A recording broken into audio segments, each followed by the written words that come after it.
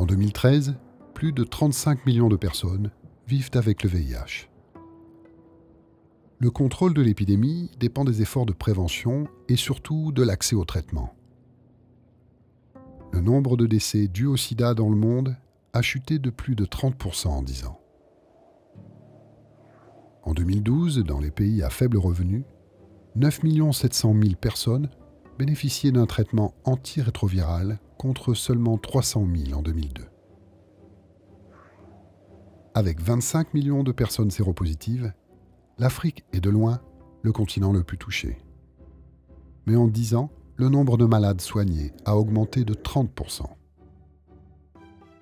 5 pays se distinguent: le Botswana, la Namibie, le Rwanda, le Swaziland et la Zambie, pays ayant mis sous traitement 80% de leurs malades.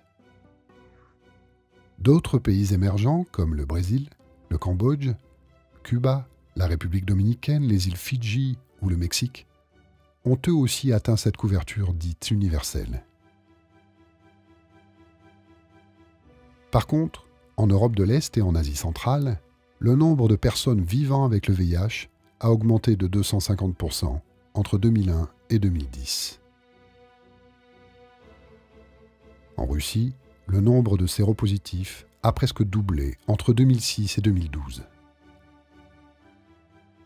Le Proche et Moyen-Orient, où les populations à risque sont fortement stigmatisées, le taux d'accès au traitement est le plus bas au monde, 18%. Les femmes, moins ciblées que les hommes lors des campagnes de prévention, sont plus vulnérables. Elles représentent 64% des malades entre 15 et 24 ans dans le monde et 71% en Afrique subsaharienne. Les enfants séropositifs sont également défavorisés. En 2012, ils ont été 2 fois moins nombreux que les adultes à recevoir un traitement. Et sans soins, un enfant sur 2 meurt avant ses 2 ans. Toutefois, l'élimination de la transmission mère-enfant a progressé.